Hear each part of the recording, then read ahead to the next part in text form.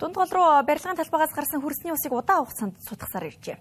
Тэгвэл өчигдрөөс нэр бүхий барилгын компанид хяналт шалгалт явуулахад тус компани нь ус ашиглуулах дүгнэлт, ус шавхан зайлуулах зөвшөөрөл болон холбогдох гэрээг байгуулаагүйгээс гадна хөрсний ус нь химийн элемент, тос, маасалтай холилдон гол руу цутгасан нөхцөл байдал тогтоогдсон тул үйл ажиллагааг нь зогсоогоод байна. За үзэгчдээ би яг одоо нарны хорооллын урдхан талд байрлах дунд голын ирэг дээр ирсэн байна. За дунд голын ирэг дээр миний одоо энэ ард харагдаж байгаа хоолоогоор барилгын одоо талбайн гүнээс гарч иж байгаа хөрсний усыг дунд гол руу одоо цутгаж байна. За уг цутгаж байгаа ус нь одоо цэвэр ус биш, химийн элемент холилдсон, тосмаас холилдсон одоо бохир ус цутгаж байгаа дүр зураг харагдаж байна. За нийслэл хотын иргэд одоо бохироо хүртэл туул гол руугаа цутгадаг байсан бол за дээр нь нэмэгдээд химийн элемент тосмаас толилцсон усыг хүртэл цутгаж байгаа юм а. Баригдж байгаа барилгын дотроос хоёр хоолой энэ автозам дээгүүр гаргаад дунд гол руу шавхаж байна. Нодлон бол шавхалт явагдлаг энэ хоолой байсан. Энэ барилга нодлон бол ерөөсөө зогсоодсон байсан. Харуул манаасгүй орж гарч болохгүй нэг ийм газар байсан юм а. Тэгээ энэ жил одоо бол тогтоох гэж явж байна. Саяын үзлэгээр бол энэ далан дотор энэ хүн орж болохгүй энэ бургасны дунд энэ төр одоо тос маасал асуудаг юм байна. Тэгэхээр тэр нь эндээс гарч байгаа устгаа холилдоо дунд гол руу ороод байгаа юм. Тостой ус байна уугүй юу гэдэг одоо энийг дээж авч шинжилгээнд л өгөх бах. Ер нь энэ бургасан та нарын харж байгаа энэ бургасан дотор бол энэ тэндээс одоо яадгийн юм хувьтай тос мос авчирдаг юм уу? Энэгээр энэ төр бол тос хасагдсан байна. Угаасаа тос үнэртжээ.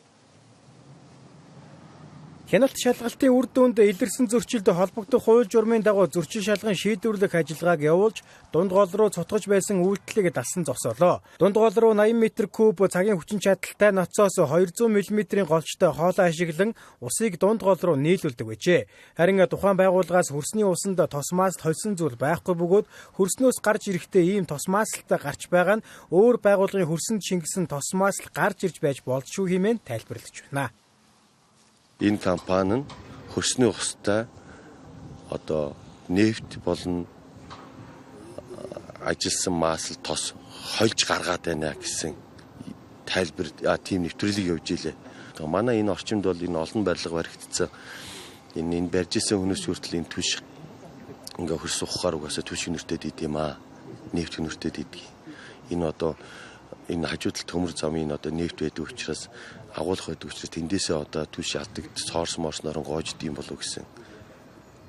Тийм одоо хүмүүсийн дунд тийм яриа байдий. Эдний бүх тоног төхөөрөмжийг усны гарцыг тодорхойлоод усын надад албаасаар албан шаардлагыг зогсоолоо. Тийм тэрийг бол тайлбарлаж байгаа нь бол энд нөгөө төмөр замын тэр нэг нефть одоо шатах тослох материалын тийм олон жилийн агуулах байсан юм шиг байна. Тэгэхээр тэрний олон жилийн юм доошоо хөрс рүүгээ нэвтсэн тэр нь устдаагаа холилдож гараад байна.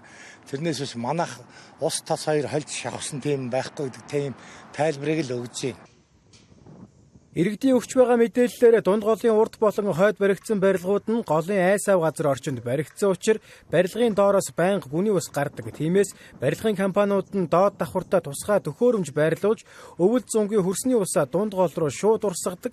Ингэж урсгаад олон жилийн нүрийг үзэж байгаа бөгөөд сүүлийн нэг жилд үе тосмаасал үнэртэх болсон талаар иргэд хэлж байна. Хуучин чи юу байсан зүгээр юм ус суугийн удирдахаас юучлээ тийм юм аж ахуй шавьсан. Баранхууд нэг дахь байшин болсон байхгүй агуулгыг хийж юм явуулахгүй шүү дээ. Тэгээ цэврээс харж ирсэн чинь угаасаа тийм байсан байхгүй. Энэ гол бохир гол юм байлаа. Тэгээд эндээс бохир усгийнхаар улан бохирд шүү дээ. Тэ? Үнэртдэг үү ирээ? Тосмаасны үнэр арай үнэртдэг үү? Заримдаа үнэртэн байна. Одоо зүүн болохоор үнэртэн. Тийш. Энэ 90 удаа ингэж явж байгаа шиг анзаардаг. Мэдхгүй. Энэ хоолой байнга байсан шүү дээ. Энийг дамжуулал юм гэсэн байл да. Нууцаар тавьсан юм шиг байгаа. Харин тийм л шүү бид энэ ч удаж шүү дээ. 2 жил болж шүү дээ. Тий. Манай хин дайранд орсон. Хуучин цэвэр ус байсан. Гүн ус шүү дээ. Яг нэг хөрснөөс ярьдаг тэр байсан байхгүй юу? Энд ч удаж байгаа. Яг энэ байшин басаад гарч ирсэн. Уул энэ газараар явж шин. Тэгээ дараа ингэ дээгүүр явсан байхгүй юу? Уул нь буруу шүү дээ. Тосмоос тусгаж нэг чинь буруу байхгүй юу? Энэ ч бол цэвэр ус байсан. Зүгээр хөрсний ус байсан байхгүй юу? Газар доорх ус буюу гүний усыг экосистемийг тогтвортой байлгадаг байгалийн нэг чухал нөөц гэж үздэг. Гүний ус нь газрын гүнд байх бөгөөд хөрсний хэсгүүд болон чулуулгын ан цав хоорондын зайг дүргэж байдаг.